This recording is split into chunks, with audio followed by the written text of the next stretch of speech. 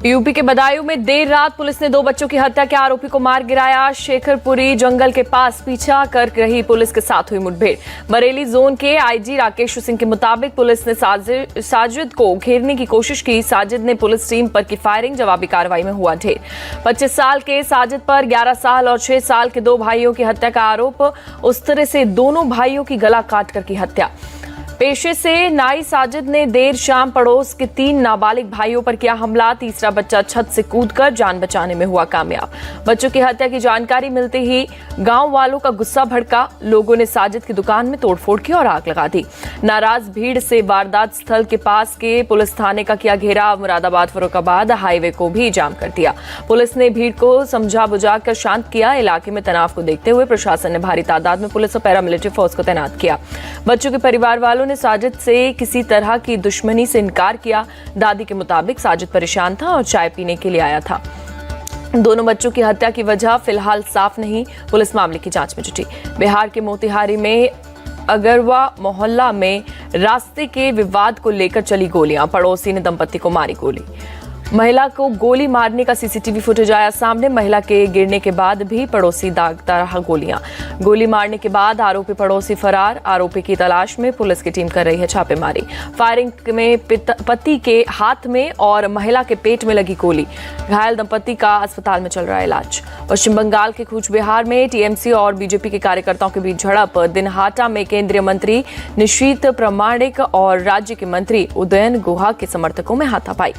दिनहाटा में उदयन गुहा के जन्मदिन समारोह के दौरान निशीथ प्रामाणिक का काफिला गुजरा। दोनों पक्ष के समर्थकों में हुई भिड़ंत। कार्यकर्ताओं की झड़प के दौरान बीच बचाव में एक पुलिस अधिकारी का सिर फूटा। टीएमसी ने आज 24 घंटे के दिनहाटा बंद का ऐलान किया। दिल्ली के सीएम अरविंद केजरीवाल ईडी के समन के खिलाफ पहुंचे हाईकोर्ट। याचिका पर आज होगी सुनवाई। दिल्ली शराब नीति मामले में ईडी ने अब तक सीएम केजरीवाल को जारी किए 9 समन। सीएम केजरीवाल ने ईडी के समन को गैर कानूनी बताते हुए चुनौती दी। शराब घोटाले केस की सुनवाई कर रहे स्पेशल जज एमके नागपाल का ट्रांसफर। जज कावेरी बावेजा की हुई नियुक्ति। राजनीतिक हितों के लिए एजेंसियों का इस्तेमाल कर रही है बीजेपी, अरविंद लवली का बयान।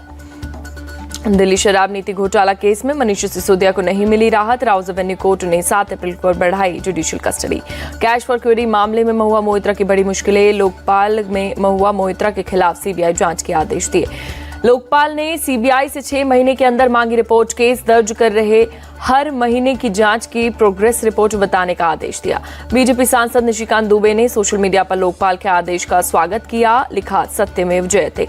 पीएम मोदी आज स्टार्टअप महाकुंभ को करेंगे संबोधित। सुबह 10:30 बजे होगा प्रधानमंत्री का संबोधन। पीएम मोदी ने अपने एक्स हैंडल पर लिखा, ये मंच स्टार्टअप इनोवेटर्स और उभरते उद्यमियों को एक साथ लाता है। झारखंड के आरजेडी नेता अवधेश सिंह यादव की पीएम को विवादित टिप्पणी। सोशल मीडिया पर 5 सेकंड का एक वीडियो हुआ वायरल। झारखंड बीजेपी अध्यक्ष बाबूलाल मरांडी ने सोशल मीडिया पर वीडियो शेयर किया। आरजेडी नेता को गिरफ्तार करने की मांग की।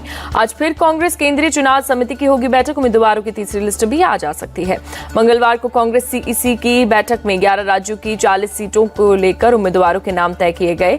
एमपी, राजस्थान और गुजरात की 15 सीटों पर उम्मीदवारों के नाम अभी पेंडिंग।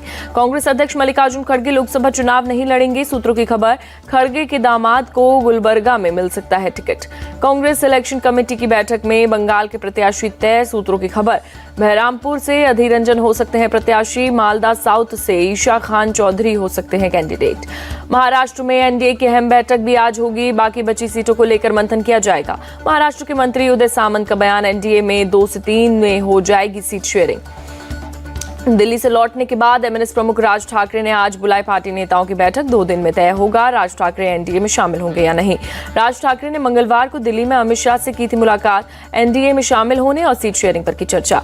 राज ठाकरे के बीजेपी में जाने से फर्क नहीं पड़ेगा, उद्धव गुट के सांसद अरविंद सावंत का निशाना। राज ठाकरे के आने से महायुति की ताकत और बढ़ेगी, बीजेपी प्रवक्ता अतुल भातखलर का बयान।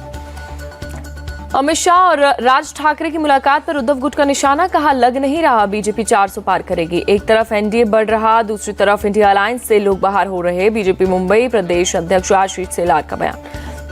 महाविकास अघाड़ी के उम्मीदवारों की आ जाएगी लिस्ट। शरद गुट के नेता रोहित पवार का बयान। प्रकाश अंबेडकर ने महाराष्ट्र में 7 लोकसभा सीटों पर कांग्रेस को समर्थन देने की पेशकश की। मल्लिकार्जुन खड़गे को लिखा खत। सुप्रीम कोर्ट से शरद गुट को झटका, अजित गुट ही करेगा घड़ी चुनाव चिन्ह का इस्तेमाल।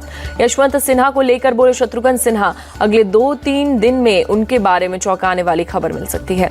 शत्रुघ्न सिन्हा ने कहा, संदेश खाली प्रकरण के जरिए ममता दीदी को बदनाम करने की हुई कोशिश, बीजेपी को नहीं होगा कोई फायदा। बीजेपी के 400 पार के नारे को लेकर बोले शत्रुघ्न सिन्हा, 150 से 175 से ज्यादा सीटें नहीं मिलेगी। बंगाल में इस बार 2 सीट लेना भी मुश्किल होगा।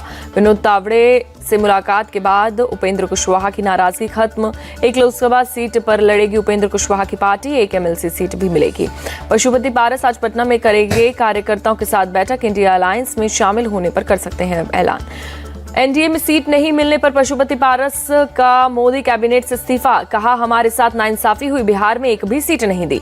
पशुपति पारस के इस्तीफे से बिहार की सियासत तेज। आरजेडी नेता मृत्युंजय तिवारी बोले, बीजेपी का यही चरित्र, मतलब निकल गया तो पहचानते नहीं। आरजेडी नेता तेज प्रताप यादव बोले, पशुपति पारस को बहुत पहले ही दे देना था इस्तीफा, एनडीए में नाइंसाफी होती है। पशुपति पारस के इस्तीफे पर बोले विजय सिन्हा, पुराने का सम्मान और नए का स्वागत करती है बीजेपी। जितिन राम मांझी का पशुपति पारस पर तंज, वो एनडीए के सच्चे सिपाही नहीं थे। पूर्व केंद्रीय मंत्री अली अशरफ फातमी आज आरजेडी में हो सकते हैं शामिल, जेडीयू से दिया इस्तीफा। राजस्थान में कांग्रेस को बड़ा झटका, गहलोत के करीबी रहे हनुमान खांगटा बीजेपी में शामिल। पायलट के करीबी रहे सुरेश गुर्जर ने भी कांग्रेस छोड़ी। राजस्थान सीएम भजनलाल शर्मा का बयान, जिस तरह से कांग्रेस के लोग बीजेपी में आ रहे, 25 की 25 सीटें बीजेपी की जीतेगी। कांग्रेस छोड़ रहे नेताओं को प्रताप खाचरियावास ने डरपोक बताया, कहा चुनौती से डरकर भाग रहे। अमेरिका में भारत के पूर्व राजदूत तरनजीत सिंह संधू बीजेपी में शामिल, कहा पीएम मोदी के नेतृत्व में देश का करेंगे विकास। भूपेश बघेल के सामने ही कांग्रेस नेता ने निकाली भड़ास, कहा सीएम रहते हुए भी 5 साल में ना काम हुआ ना सम्मान। सुरेंद्र वैष्णव को बघेल पर टिप्पणी करना पड़ा महंगा, कांग्रेस ने 6 साल के लिए पार्टी से किया निष्कासित। लोकसभा चुनाव के पहले चरण की अधिसूचना आज होगी जारी, 102 सीटों के लिए शुरू होगी नामांकन प्रक्रिया। राहुल गांधी के शक्ति वाले बयान पर सियासी घमासान, रविशंकर प्रसाद बोले, बार बार हिंदू आस्था का अपमान कर रहे राहुल। रविशंकर प्रसाद के बयान पर कांग्रेस का पलटवार, सलमान खुर्शीद बोले, बीजेपी राहुल के बयान को तोड़ मरोड़ कर पेश करती है। हरियाणा में नायब सैनी सरकार का कैबिनेट विस्तार, 8 विधायकों ने ली मंत्री पद की शपथ। सैनी कैबिनेट में अनिल विज को नहीं मिली जगह, 8 में से सिर्फ 1 कैबिनेट मंत्री बना, बाकी 7 को स्वतंत्र प्रभार सौंपा गया। चुनाव आयोग से सपा ने मैनपुरी के डीएम एसपी को हटाने की मांग की। डिंपल यादव बोली, यहां चुनाव अच्छा होगा। 22 मार्च को चंडीगढ़ में होगी अकाली दल की सीसी की मीटिंग। दलजीत चीमा बोले, चुनावी रणनीति को दिया जाएगा अंतिम रूप। अरुणाचल प्रदेश भारत का अभिन्न अंग था, है और रहेगा। भारत की चीन के बेतुके बयान पर 2 टूक। चुनावी बॉन्ड को लेकर अखिलेश यादव ने बीजेपी को घेरा, कहा यह चंदा नहीं वसूली है। सीएए पर सुप्रीम कोर्ट का केंद्र सरकार को नोटिस, केंद्र सरकार को 3 हफ्ते में जवाब देने को कहा। आईएएस दीपक कुमार यूपी के नए अपर मुख्य सचिव गृह बने, चुनाव आयोग ने लगाई मुहर। कार्ति चिदम्बरम को राउज एवेन्यू कोर्ट ने भेजा समन, मनी लॉन्ड्रिंग केस में 5 अप्रैल को पेश होने को कहा। आरएसएस नेता श्रीनिवासन मर्डर केस में एनआईए का एक्शन, फरार पीएफआई सदस्य को गिरफ्तार किया। लखनऊ जीएसटी के डिप्टी कमिश्नर घूस लेते गिरफ्तार, विजिलेंस ने 2 लाख रुपए लेते हुए पकड़ा। बॉम्बे हाईकोर्ट से एनकाउंटर स्पेशलिस्ट प्रदीप शर्मा को बड़ा झटका, लखन भैया एनकाउंटर केस में बरी करने का फैसला रद्द। मथुरा के बरसाना में खेली गई लठमार होली, बड़ी संख्या में जुटे लोग। होली और रमजान को देखते हुए लखनऊ में धारा 144 लागू, उल्लंघन करने पर कार्यवाही के आदेश। गाजा पट्टी पर इजरायली वायुसेना का जोरदार हमला, राहत और बचाव के दौरान रिहायशी इलाके पर की बमबारी। एयर स्ट्राइक में इमारत गिरने से मलबे में कई लोग फंसे, हर तरफ धुएं का गुबार और लोगों में अफरा तफरी मची। गाजा में राफे के रिहायशी इलाके पर इजरायली वायुसेना ने किया अटैक, कम से कम 15 लोगों की मौत। गाजा में जारी इजरायली हमले में पिछले 24 घंटे में 93 लोगों की मौत, अब तक करीब 31,800 फिलिस्तीनी मारे गए। गाजा हेल्थ मिनिस्ट्री ने दी जानकारी। इजरायली पीएम बेंजामिन नेतन्याहू ने राफे पर हुए हमले को ठहराया जायज, कहा उन्होंने अमेरिकी राष्ट्रपति बाइडेन को हमास के खात्मे की जरूरत के बारे में बता दिया है।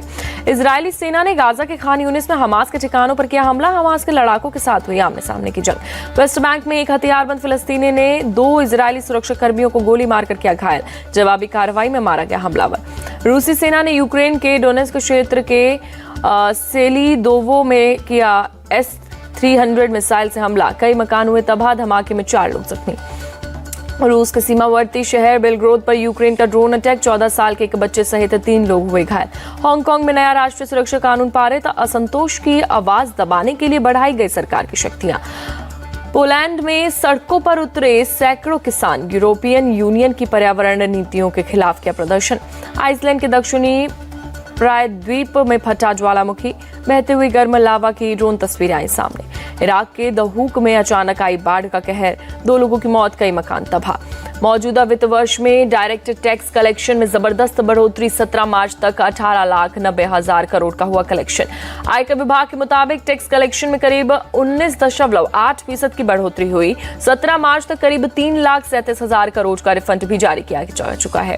T20 विश्व कप का ट्रॉफी टूर लॉन्च करने के लिए न्यूयॉर्क की एम्पायर स्टेट बिल्डिंग को किया रोशन। वेस्ट इंडीज और यूएसए में होंगे T20 विश्व कप। आईपीएल से पहले रोहित शर्मा ने वानखेड़े स्टेडियम में की प्रैक्टिस, नेट्स पर जमकर बहाया पसीना। मुंबई इंडियंस ने रोहित की आक्रामक शैली की तस्वीर शेयर की।